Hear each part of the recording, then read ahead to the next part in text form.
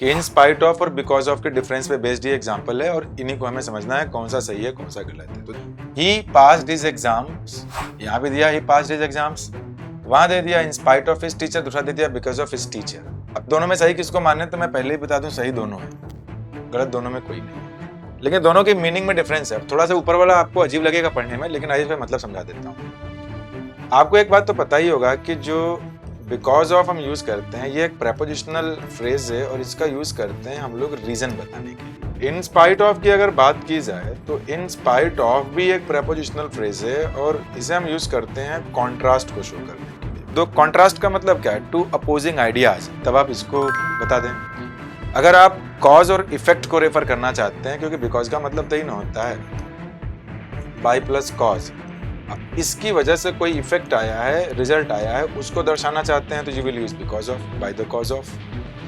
तो अगर मैं यहाँ पे एक सेंटेंस लिख दूं, इसको पहले समझते हैं फिर वहां आते हैं। इन स्पाइट ऑफ गेटिंग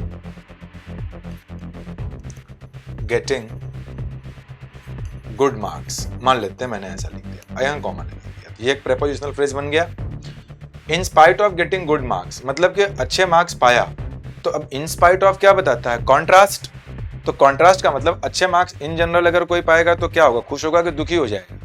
जाहिर सी बात है कि अच्छे मार्क्स पाने के बाद तो इंसान खुशी होता है, लेकिन यहाँ पे मैंने बोल दिया इन spite of getting good marks, यहाँ पे मैंने लिख दिया आपका ही गॉट हैप्पी।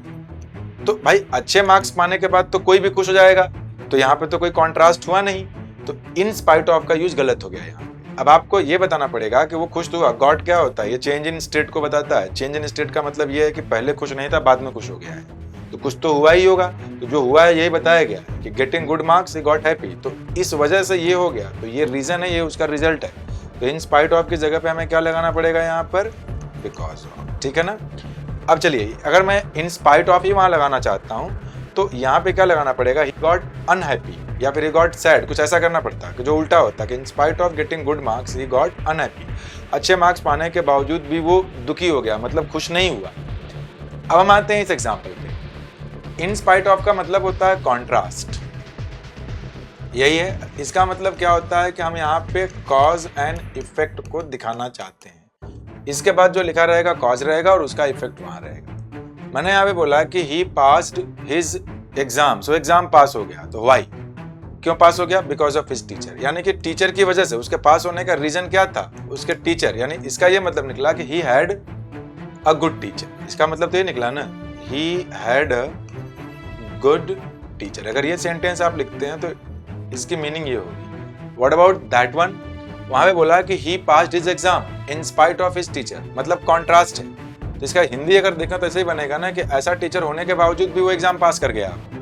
तो अरे आम भाषा में तो बोलते हैं ऐसा टीचर होने के बावजूद भी तुम पास हो गए, तो ऐसा टीचर होने के बावजूद भी पास हो गए, मतलब जिसका टीचर वैसा होता है जनरली बच्चे उसके पास नहीं होते। तो जनरली तो हर एक टीचर के ही बच्चे, भाई टीचर तो पढ़ाता है, लेकिन कुछ ऐसे बदतमीज टीचर भी होते हैं जो पढ़ाते नहीं है, क्लास में आके खाली गप्पे मारते हैं, स्वेटर बुनने लगते हैं, होता है ना, अपना बुनाई करते हैं, खाना खाते हैं, सुर्ती मलते हैं, कई ऐसे भी मिल जाते हैं कई बार। तो लोगों में पूरा हल्ला है कि जिसका टीचर वैसा होता है ना सब फेल हो जाते हैं, लेकिन सारे बच्चे पास हो गए, मतलब ऐसा टीचर होने के बावजूद भी पास हो गए, कॉन्ट्रास्ट हो गया। तो इस सेंटेंस का मतलब ये निकला कि he had a bad teacher, he had a bad teacher. तो कुल मिला के कहने का मतलब यह है कि इन स्पाइट ऑफ भी यहाँ सही था, बिकॉज ऑफ भी सही था। तो यहाँ पे एक ऐसा एग्जाम्पल लिखा गया था जिसमें कि दोनों के दोनों कॉन्टेक्स्ट के बेसिस पे सही हो जा रहा है। हालांकि सुनने में थोड़ा अजीब लग रहा है, एक हाईली इमेजिनेबल सिचुएशन है, लेकिन उस सिचुएशन में सही तो हो ही जा रहा है। तो वो रहा इन स्पाइट ऑफ, ये रहा बिकॉज ऑफ। उम्मीद करता हूँ कि आपको ये डिफरेंस समझ में आए होंगे।